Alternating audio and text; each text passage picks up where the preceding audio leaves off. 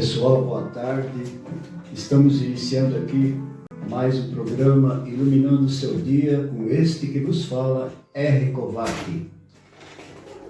Se você quiser nos acompanhar, fazer perguntas e participar do programa, faça pelo WhatsApp da rádio 11 99 77 24117. Você pode fazer perguntas ou dar a sua opinião. Hoje nós temos aqui um dirigente espiritual, o Wagner Fábio Monteiro. O Wagner é dirigente espiritual do Templo Umbandista Caboclo Pedra Preta e Ogum Sete Espadas. Wagner, primeiramente eu quero agradecer a sua presença por ter aceitado o convite e vamos ensinar um pouquinho sobre a Umbanda. Boa tarde, povo, e boa tarde a todos que estão nos ouvindo aqui. E é sempre um prazer falar da Umbanda, né? Essa religião encantadora, transformadora e plural. Maravilha. Bom, agora a primeira pergunta tradicional que eu faço é: quem é o Wagner Fábio Monteiro? Você fica à vontade para falar aí. O Wagner é uma pessoa simples, de 49 anos de idade, casado, pai de 4 filhas, metalúrgico, São Bernardo do Campo, e que está nessa religião aí já faz 19 anos. Nossa, faz um bocado de tempo. É um bom tempo, mas parece que foi ontem.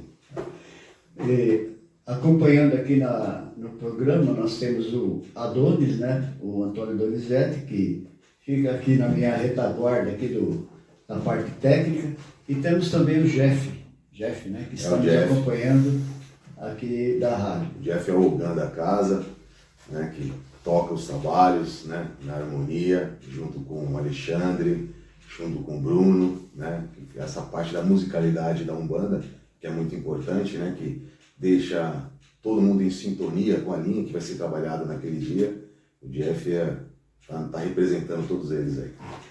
Nós estávamos conversando ali fora e você falou uma coisa que me deixou muito interessado. Como você conheceu a Umbanda? Você quer contar aquilo que você contou para mim ali fora? É muito interessante o modo como o Wagner conheceu e deu continuidade.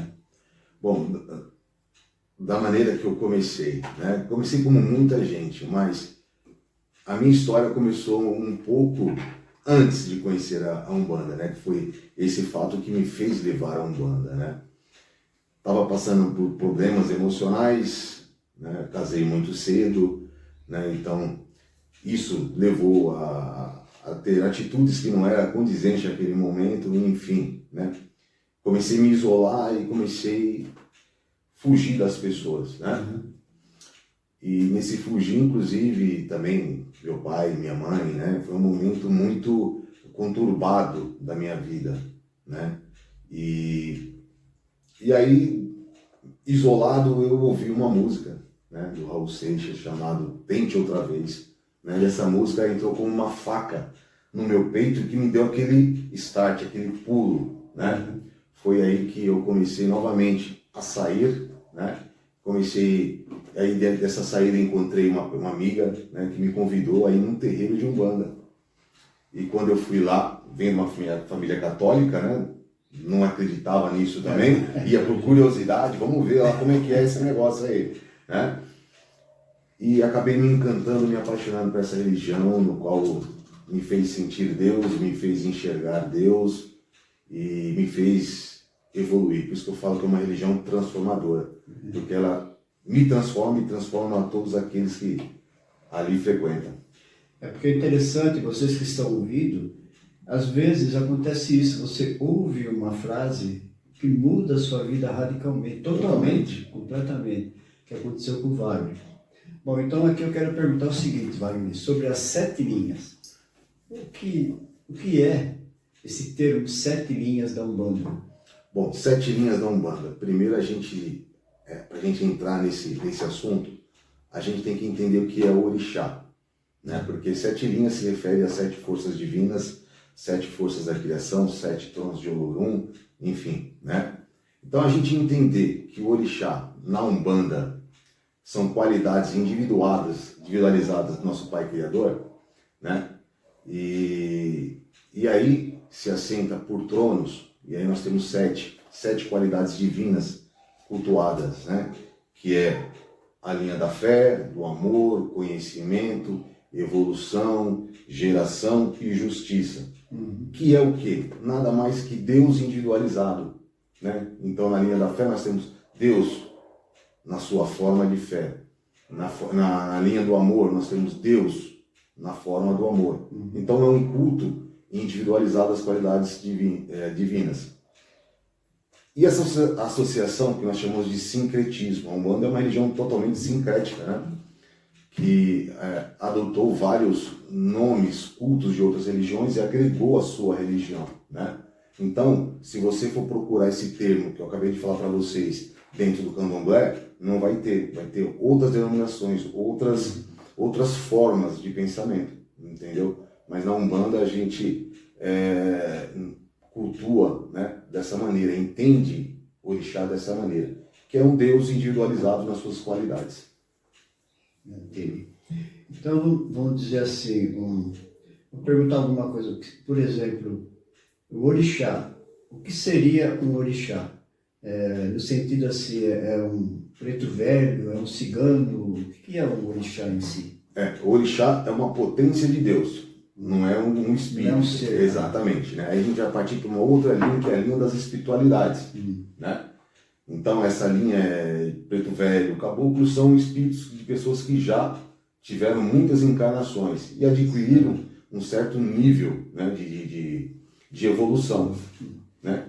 E eles se aglutinam, né, por afinidades, por condição de evolução, e vêm em terra para nos ajudar, orientando, né, ensinando, nos doutrinando, né, a resolver problemas, facilitando a nossa vida. E quando, por exemplo, uma pessoa ela pede uma ajuda para um dos que estiver atendendo na hora, não, caboclo, preto velho, o herê. Estamos falando de entidades, né? Isso. Eu não sei muito bem os termos, por isso que eu estou aprendendo aqui com ele também. Então, se a pessoa, por exemplo, ela faz uma consulta que você chama. Isso. Ela faz uma consulta. Então, a partir do momento que ela faz essa consulta e recebe uma orientação, o que essa pessoa deve fazer? A parte dela, né? Eu sempre digo para as pessoas que isso não é só para as entidades, mas sim como orixás e Deus, né?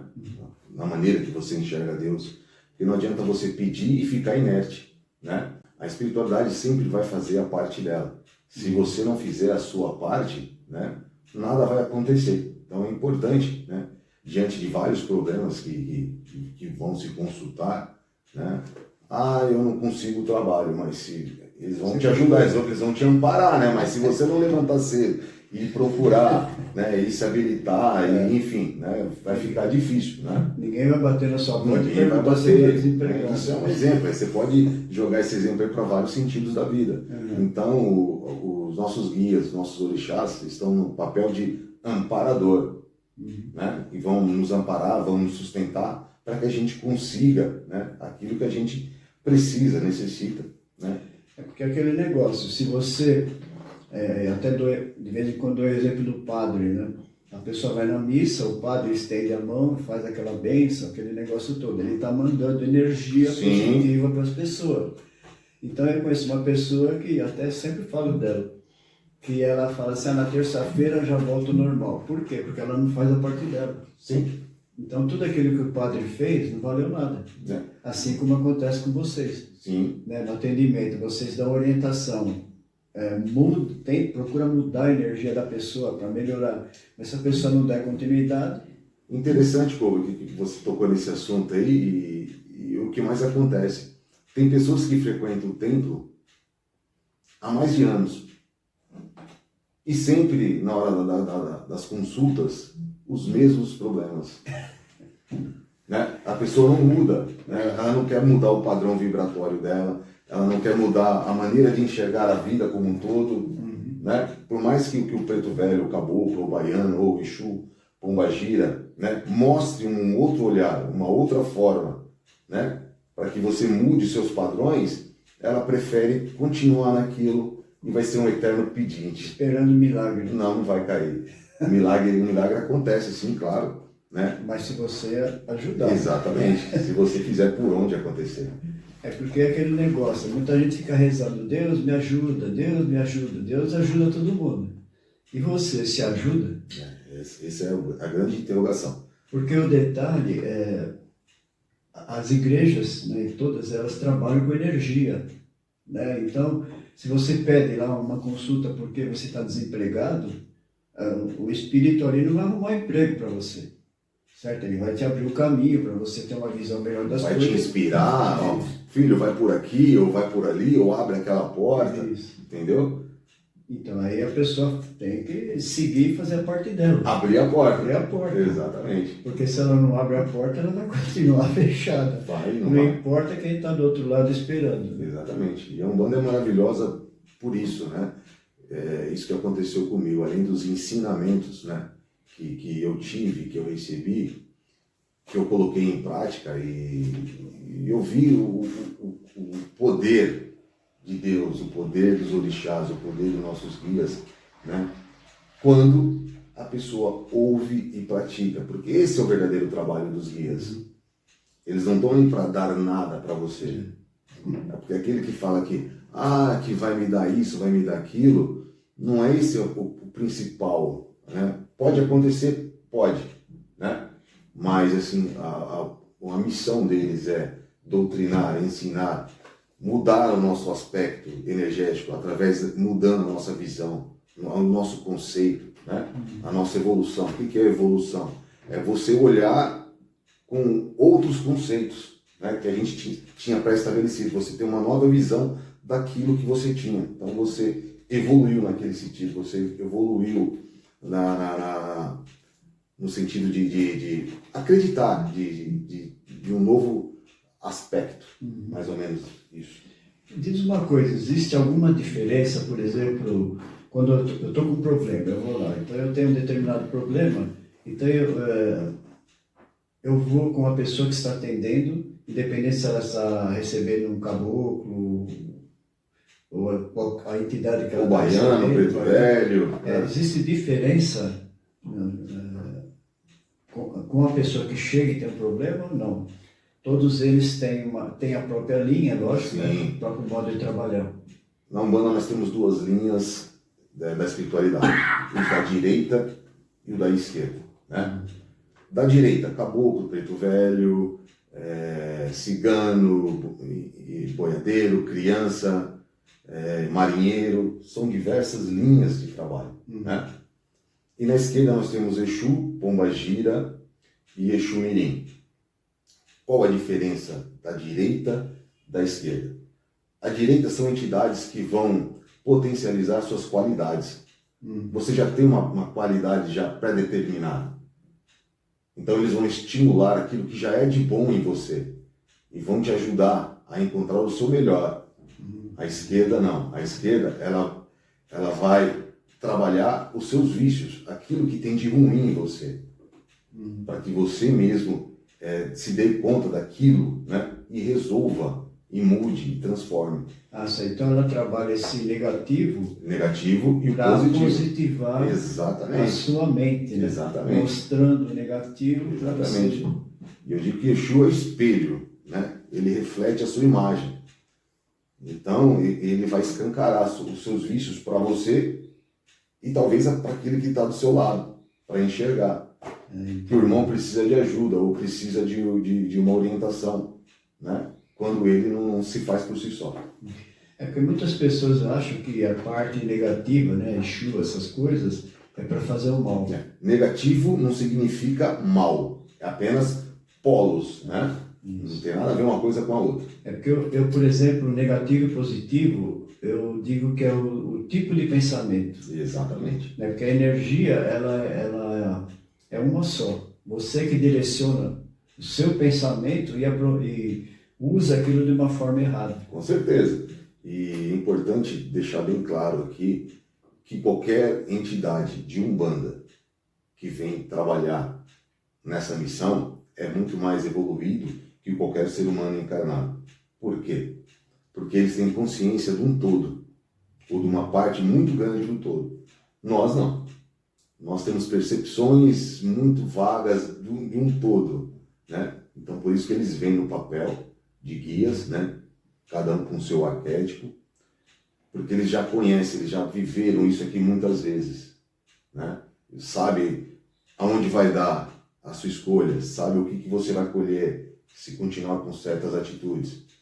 E aí o papel deles é orientar, porque eles conseguem enxergar o que a gente não enxerga, porque estão muitos à nossa frente. É porque eles não têm acúmulos e condicionamentos que nós temos. Sim.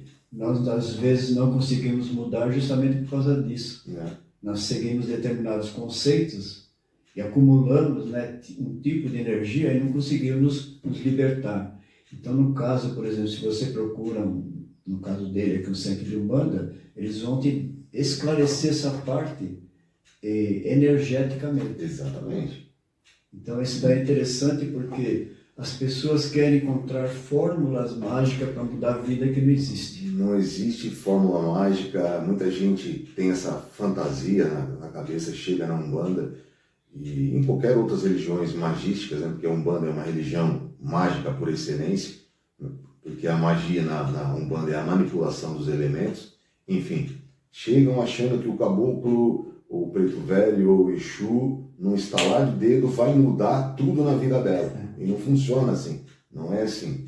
E até muitos médios que eu vejo hoje, né, muitos jovens e pessoas querendo adentrar a Umbanda sem um certo conhecimento, mas com muita fantasia na cabeça. Aí quando você começa a colocar, né, deveres, obrigações, né, começa a desfantasiar a mente dele. Olha, não é isso. Não é porque você vai receber um Exu, um Pombagira, que você está mais protegido, ou que você vai conquistar. E infelizmente aparecem muitas pessoas assim que querem entrar na Umbanda, mas por fantasiar, achando que vai ficar poderoso, que vai, exatamente, que agora ele tem um Exu para proteger ele, né, como se os guias fossem escravos das nossas vontades. É muito pelo contrário, né? Muito pelo contrário, né? Nós que somos, que seguimos ali as orientações e determinações deles. Bom, Wagner, nós vamos fazer uma pausa aqui para ver se tem alguma pergunta que dos nossos telespectadores para você poder responder. Fica à vontade. Pois bem, vocês que estão chegando agora, 14 horas e 42 minutos, estamos aqui no programa do R. Kovac, Iluminando Seu Dia, com o Roberval, trazendo a participação, né, hoje o convidado é o Wagner Fábio Monteiro, ele que é dirigente espiritual do Templo Bandista Caboclo Pedra Preta e Ogum Sete Espadas, de São Bernardo do Campo. Eu quero agradecer aqui as participações, né? Estou vendo que tem muita interatividade, também estou acompanhando aqui pelo Instagram, né? Pelo Instagram. Qual é o Instagram de vocês? Umbanda _ Tuque Pose. Peraí, Umbanda _ TUCCPOSE.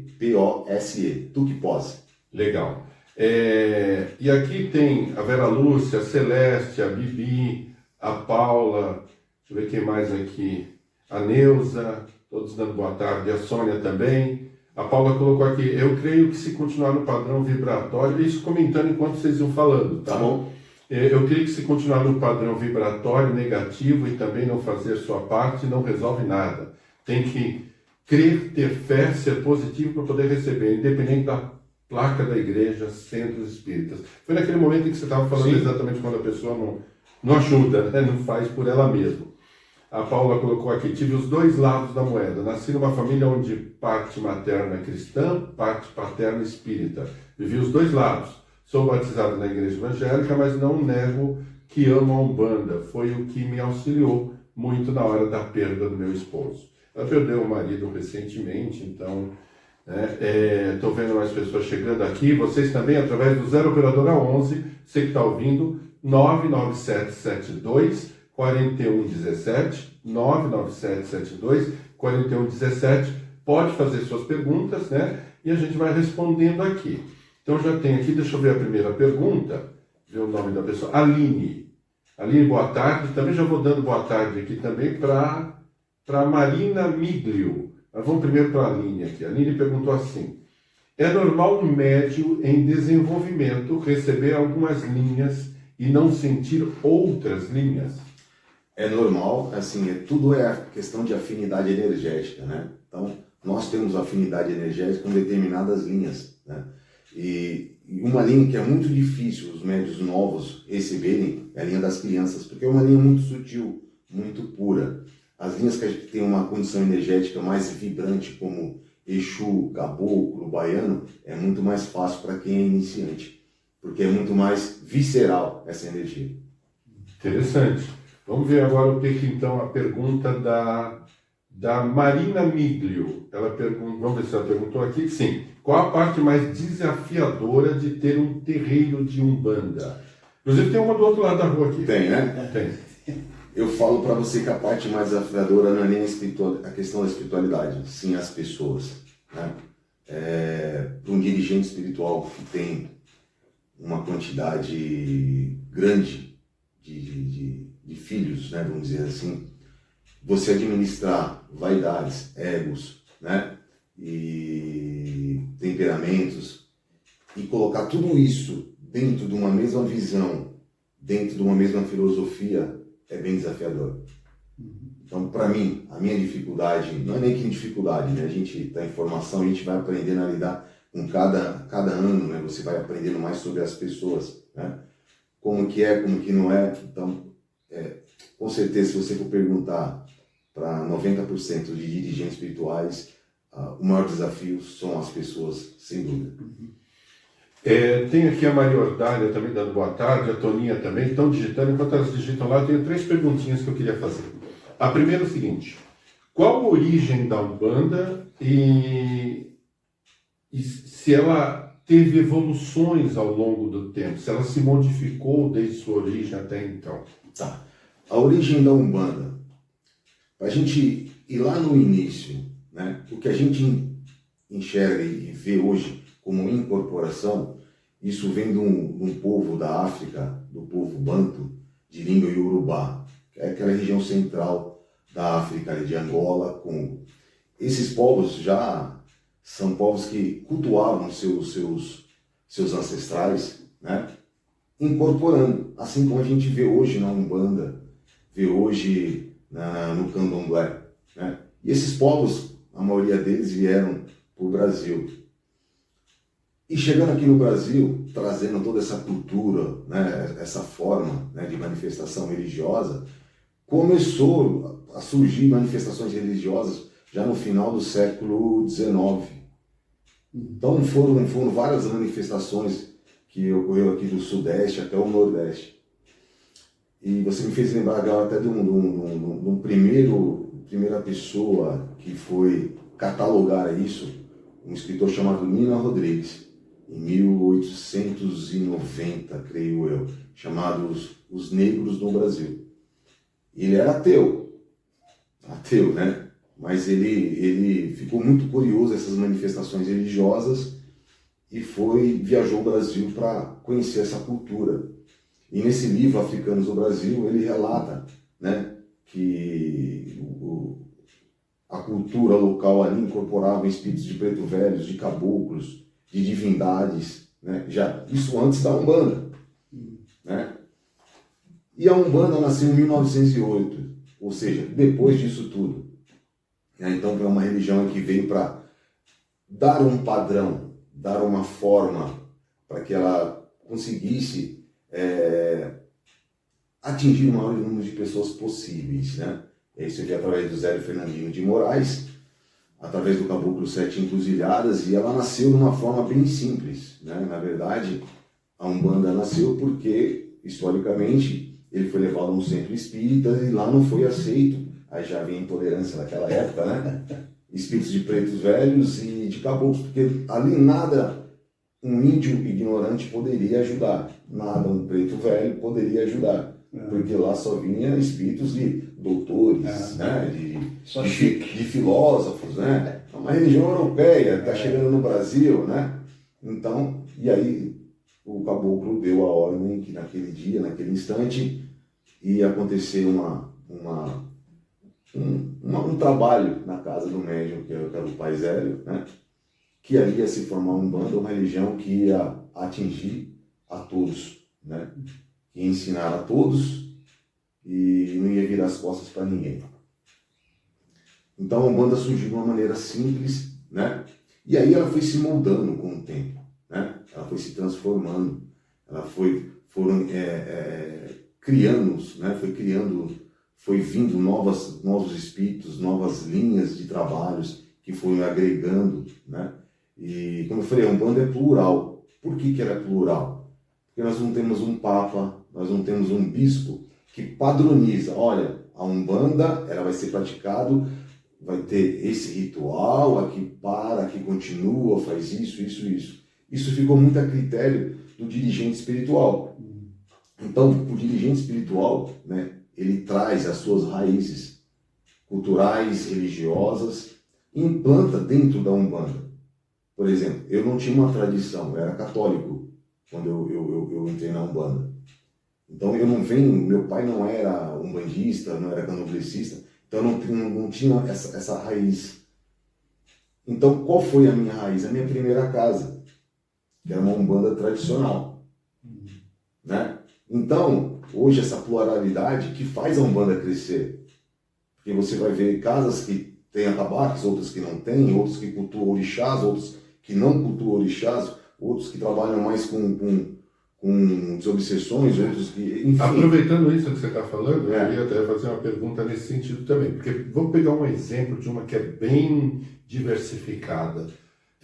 A igreja evangélica, tem pentecostal e dentro delas tem várias. Ela, no caso da Umbanda, existe também diferenças, aproveitando isso que você está acabando de falar, Sim. Né? Se tem todas iguais ou tem diferenças de uma para outra? Existe a diferença de cultos, doutrinas, né? É um tema assim que, para mim, Umbanda é Umbanda. Porque qual que é a definição de Umbanda? Incorporação de espírito para a prática da caridade. Se a sua forma é diferente da minha, e o objetivo está sendo esse, tá certo, irmão. Essa é a pluralidade. Essa é o que faz a Umbanda crescer, porque a Umbanda é uma religião de liberdade, né? Desde que o objetivo final seja a prática da caridade, não tem problema nenhum, tá tudo certo. Mas existe sim, se você for em terreiros diferentes, você vai ver raízes ou essências diferentes praticadas dentro da Umbanda. Uma Umbanda puxando mais para uma raiz africana, candomblessista, que traz dogmas do candomblé, outra mais tradicional, que traz uma pegada mais do espiritismo, uma Umbanda sagrada, que começou a se fortalecer através do Pai Rubens Saraceni, mais estudiosa, mais magística. Então, há diferenças visual, né? Mas o trabalho em si espiritual é o mesmo. O objetivo é o mesmo. Exatamente.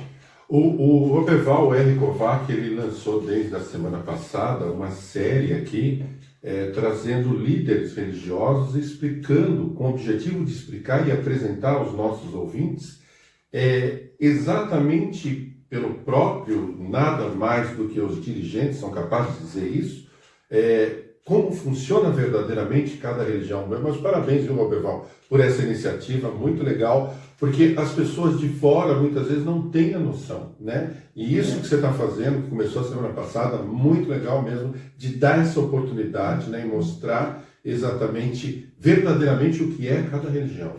É porque quando eu era jovem, quando eu estava nas faixas dos 18, eu via muita coisa sobre religiões, né? Não só Umbanda, tinha Macumba, Candomblé, na época não eram evangélicos, eles tinham outros nomes evangélicos, que eram, como é que chamavam? Tinha os católicos, né? E os crentes, a gente chamava de crente. Verdade. Né? E depois que passou a ser evangélico, aí se diversificou mais. Mas a gente ouve... Eles são os baby boomer, né? A gente ouvia muita coisa que não tinha nada a ver. Mas como eu sempre fui curioso, então eu ia no lugar para conhecer. E eu via que não era nada daquilo. Então surgiu essa ideia, pô, meu programa é sobre espiritualidade. Por que não trazer líderes espirituais Claro, sem dúvida. para eles poderem explicar?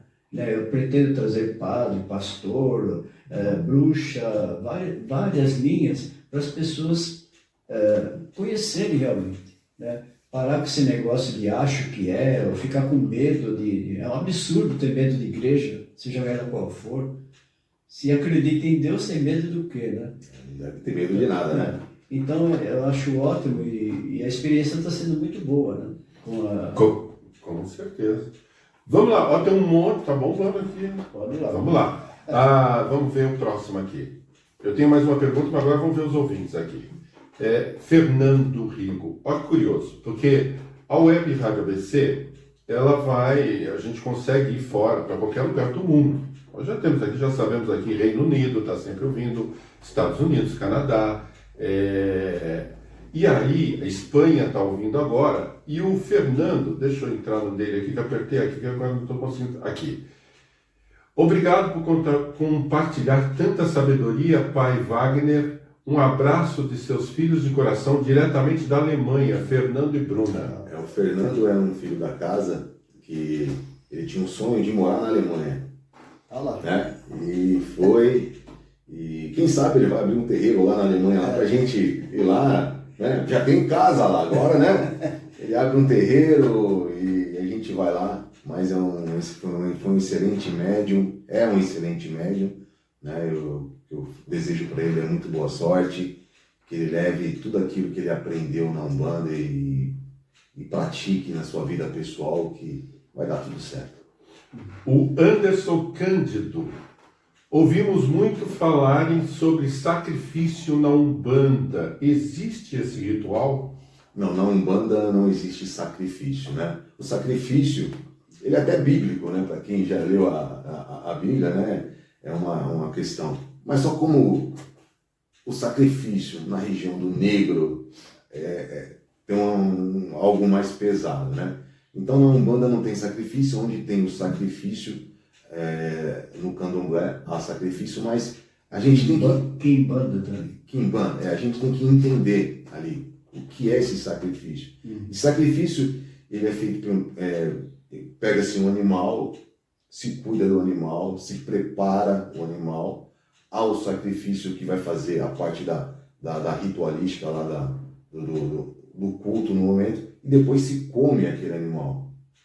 É compartilhado com todos.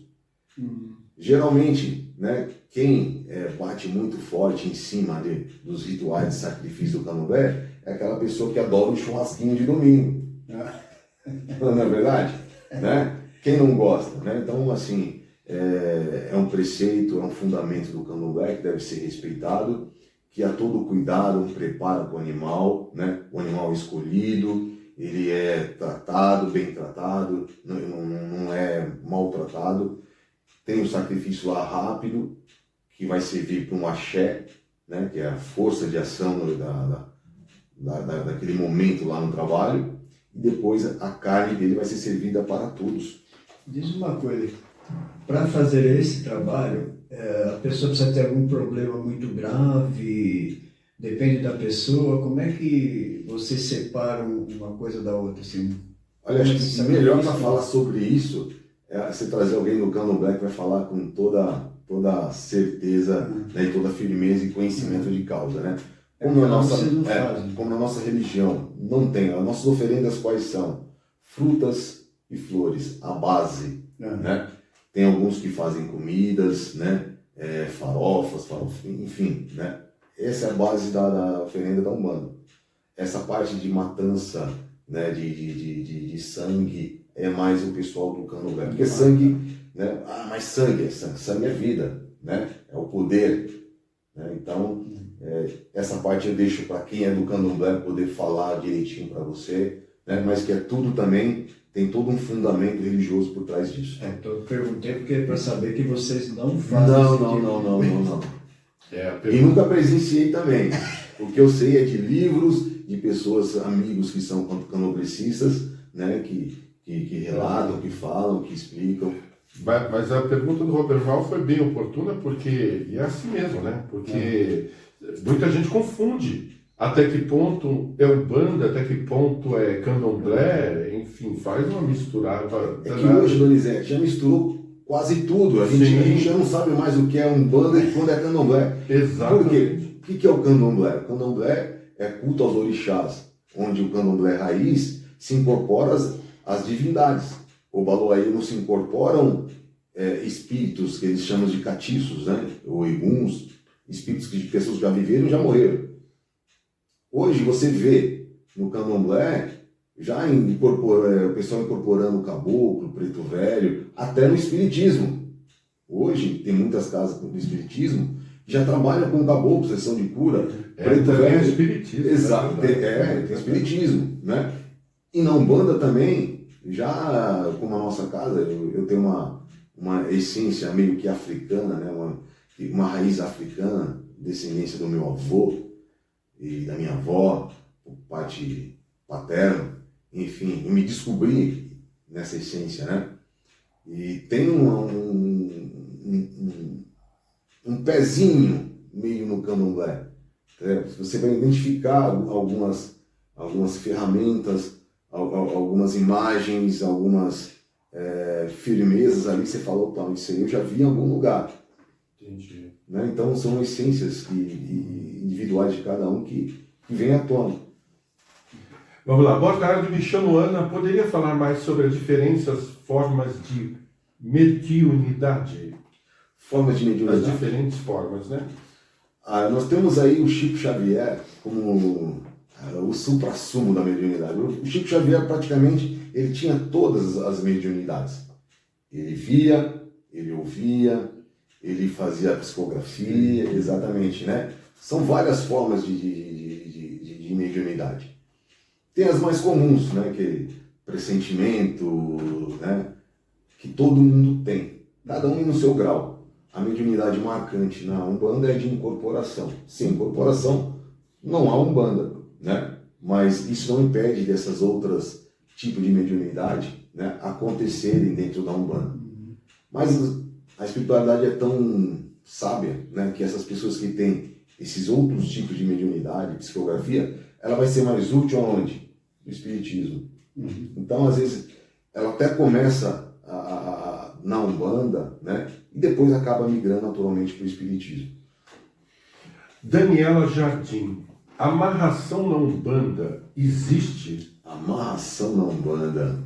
Olha, pelo menos não deveria, viu, Donizete? Quem fez a pergunta foi a... Deixa eu ver aqui, perdi aqui. Deixa eu achar aqui. Gente, perdi. Foi Daniela, né, que eu falei, né? Foi Daniela Jardim que perguntou. Você sabe que vem muitas pessoas lá no templo, né, me procurando, né, e para fazer esse tipo de trabalho. Isso é magia negra, né? Ou se não, aquela turma que ganha dinheiro, né? Exatamente. A gente chama de pai de poste, né? Tá lá, ó, pai fulano de tal, traga o seu amor em 3 dias, né? A Umbanda é uma religião, né, que ela respeita e prega o livre-arbítrio entre as pessoas, né? Então, de maneira nenhuma é inconcebível você vir num terreiro de pessoas sérias. Quando a gente fala de terreiro, a gente está falando de um terreiro onde pessoas sérias, né? Onde realmente se pratica a religiosidade, sendo ela ética e religiosa. E infelizmente, muita procura para esse tipo de trabalho. Só que as pessoas não sabem o desenrolar disso tudo. O que eu também recebo de pessoas com problemas sentimentais travados, né, ou bloqueados, que não conseguem ser felizes, e aí a entidade vai conversar e ela detecta, né, que tem um problema ali, esse problema foi causado por ela mesma, porque ela já fez um trabalho, ela já fez algumas simpatias, né, a gente tem que tomar cuidado com essas simpatias aí, que a gente está movimentando energias, né, para poder o quê? Para poder travar o outro, né? Não, na Umbanda não fazemos amarrações, na Umbanda é uma religião de liberdade, é uma religião que ela prega a liberdade e o respeito ao próximo, e qualquer tipo de magia ou de trabalho que seja para prejudicar ou amarrar ou cegar ou adoecer o próximo não é Umbanda.